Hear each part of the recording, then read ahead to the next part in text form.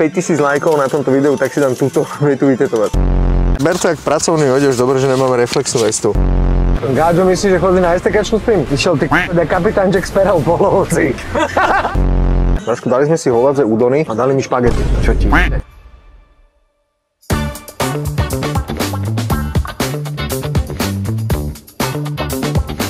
Prosím vás, tu sa môže parkovať? Samozrejme. Výborné, ďakujem. A práve teraz Juraj podotkol, že vlastne v Hlohovci je hlohovecký Cedric Grolet. Volá sa Olajoš. Hej. A my ideme teraz kúknúť na základe jeho najvirálnejšieho videa o tom, jak robí zmrzlinu z jahod, že čo tam robí ešte. Poďme kúknúť.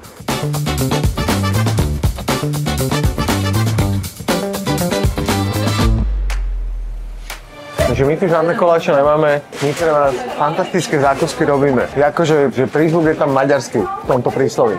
Ja by som poprosil túto na tanierik, jednu tú jahodu a jedno to mango a ešte jedno nechám na vás. Tak daj, tak kokos, no. A dáme na jeden cukrokanie? No, kľudne. A ešte nejakú zmrzlinu dáme. Jaká je najlepšia? Jahodovú? Tak dáme tú jahodovú. Ale ty rozpíkanový originál vyčal. Dáme to aj to. No ja si poviem teda, prečo som došiel. Ja som videl, jak robíte na internete statken túto zmrzlinu. No. A došiel som sem a povedz mi, že prečo to robíte, jak toto celé vzniklo. Snažíme sa čo najpoctivejšie všetko. Komplet, poctivosť. Od zmrzliny, zákusky, dezerty, všetko poctivé. Vlastne, čak jak si videl na videu, tam sme si boli na zbere jahody, z toho teda zmrzlinu, plus ja robím tieto ovocia. Ty to robíš podľa Fedrika? Lebo si bol niekde na kurze? Chodievame s otcom na rôzne kurzy, ale viac menej podľa seba plus snažím dať voľaký ten impuls. Keď sa učíte? Hej, čak z Instagramu aj som veľa videl. Ten kokos, tým som bol na súťaži, to je súťažný. A vyhral si? Hej, 70 účastníkov Dobre. v Prahe a tam som vyhral prvé miesto. Ja to idem okoštovať a dám si vedieť, že jaké to bolo. Dobre, ďakujem ti veľmi pekne. A ešte povedz mi. by som ti odporučil určite kremeš. Kúže moc? Nie, tak domov si vybereš. Ešte, Fakt je taký, že? Môžem ti ja povedať ešte? No musíš. A ešte by som ti odporúčil buď mangový alebo sachierku, čo by si povedal lepšie? Všetko robíte tu? Všetko. Mangový, No. robím bezlepkový. A to je tento, ne? Nie, to mám res. Aha. Je bezlepkový, bezlaktózový aj bez cukru. Či bez všetkého? Bez všetkého. A ešte mám sachierku a tá je bez lepku a ešte bez cukru. Ja ešte k tomu tak ešte si robím svoje shop mám a robím si sirupy. Určite ešte aj limonádu by si malo páčiť. Mangový, malinový, robí si svoje maslá a krémy, že karamel, arašidový krém, ale taký úplne iný než z Kauflandu. A to máš tiež na e-shope? Hej, aj jahodový džem si robím. No. S vanilkovým lúžkom, ten dám dodávam. A dobré, už to máš všetko napakované. Kde to predávaš? Iba tu? Tu a ešte aj na e-shope, ja teraz rozbieham vlastne. Tá jahoda je reálne jak jahoda. Normálne som tam dal jahodové pyrečko, dal som do toho jahodový mus, na spodku je mandlové linecké. No však idem do toho, idem to ja koštovať. A mám ísť do Tak možno aj naložená. Hej, odkiaľ máte suroviny na to? Odkiaľ berete mlieka pičný? Tým, že oco má maďarský pôvod, dosť inklinujeme k Maďarom a on tam má známosti a jednu firmu akože z Maďarska a tí nám dávajú dosť veľa tovaru. To je na to, Ježiš.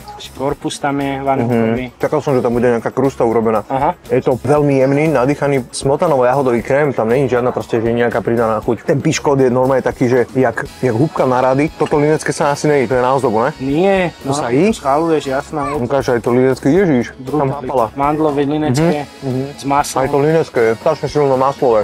Toto je naložené, kámo. Nečakal som, že až takú intenzitu tej chuti tej jahody. No ťa to tak uderí. Ale pomaličky sa ten stred z takého džemového dojmu rozvrstuje do tej peny. Aj tá pena je jahodová, že? Áno, celé jahodové. Brutál. Okoštuj to, Juraj. Čo sme to rátali, tam je ale 60 alebo 70% čistých jahôd. Brutál. A jahody berete odkiaľ? Jahody, však to bolo odtiaľ z tej Malanty. Z Nitry? Hej. Hej, tam sú dobré tie jahody. Brutálne bolo. Naložené. Kúkaj na to. Tam je biela čokoláda. Ježiš. Hej, jak to vypadá, čo ti kúkaj na to.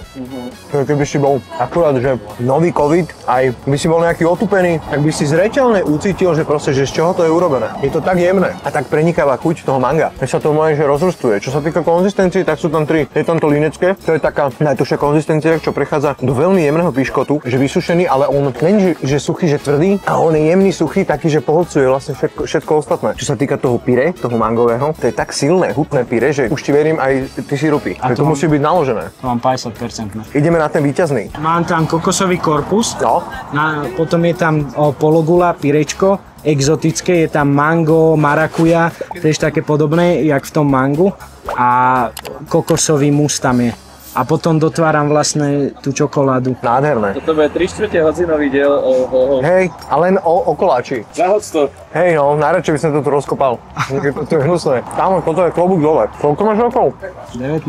Dobre, pil si. Toto sa už, kámo, tomuto sa venuj. A keď v týchto rokoch robíš toto, v 30-ke budeš na jachetnici, takto s k***ami. Budeš im rozdávať dole kokosky. Kámo, že ja si myslím, že sa ti bude dariť, keď to udržíš. No jasné. Hej, treba to udržať. Ja ti ďakujem veľmi pekné. Bolo to neuveriteľné.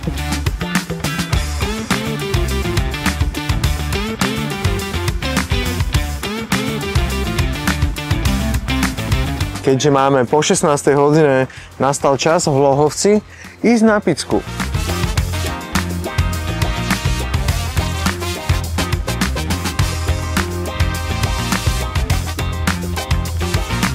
Dobrý deň.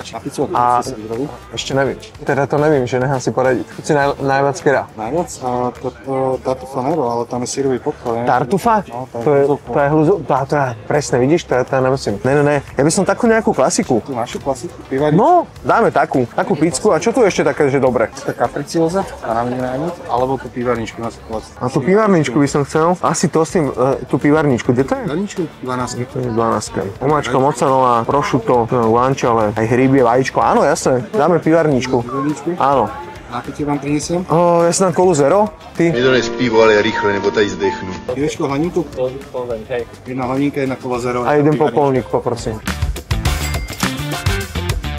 Teraz sme sa s Jurajom mali debatu o tom vlastne, že čo to je neapolská pizza. Ja si myslím, hovorím Marcela. Marcela, čo si myslíš, že čo je neapolská pizza? Neapolská pizza je skrátka tradičná talianská pochuťka s tenkým cestom, čerstvými surovinami a pečená v peci na drevo. A môže byť v Hlohovci, v pivárničke nad Rynkom, neapolská pizza? Teoreticky môže, ak dodržia všetky tie tradičné postupy a kvalitné suroviny, tak prečo nie? Ja si myslím, že v tomto prípade dodržali aj postupy, aj tradičnú surovinu, lebo pozri sa, jak vypadá to cesto, počúvaj. Kámo, je to proste, že krásne. Krásne to voní, cesto je tenučké, naložené. Naozaj, pozri sa, aké je, rozploduje, brúkavé. Paradajkový základ není nejak výrazne, že oblinkovaný. Naozaj len čisto paradajkový, dobrá šunka, to je taká tá. Prosciutto cotto. Koto, áno, ne krúdo. Pizza je veľmi šťavnatá. Kámo, keď máš tu na pizzu, proste toto je to, čo chceš. To je prevádzka v Hlohovci, v ktorej robia pizzu a má najviac hodnotení, najlepšie hodnotenia spomedzi všetkých prevádzok v Hlohovci, ktorých robia pizzu. A vôbec sa tomu nečudujem. Ale halo, že je to krajú na 4. Ale toto je asi také, že sedneš si s kamarátmi na pivo, jete si páty, 2 pizze, aby každý mal nejaký kúsok niečoho. Vypijete pivečko, to ja nemôžem povedať, že aké, lebo šoferujem. Juraj, aké to je pivo? No, pivo je topka, bo dal som si hladinku. Ja si to dám s tým vajcom. Daj si. Aj tu osu si tam zabal. Sa mi raz stalo, kámo, a ma do pery. Ja som bol v Neapole na pici, bo som tam bol. Akože podľa mňa bolo takéto cesto, čiže podľa mňa, tak ako povedala, jak si to nazvala, Marcela? Marcela. Tak Marcela mala pravdu, že podľa mňa to je tiež. Dodržali všetky postupy. Väčšinou to cesto je fermentované, že sa neháva dlhšie, ale potom sa kulturuje, teda šláha s ľadom, s kockami ľadu. Ja to viem, Ono áno. má strašne veľkú vlhkosť to cesto, hydratáciu. To robí Tam taká sa mká. čajka na Instagrame. Veľa tých ľudí, to je neuveriteľná pizza. Nie, ďakujem. Zaplatíme hotovosti. Faraj vypráva, že tuto máš holubicu bílu, hej, tvoje matery mám niekedy strašný odpor, hlavne keď peniaze pýta. Bráško, toto je úplná Amerika. Ja keby som nežestal v Hlohovci pred kostolem, ale na 7. Avenue,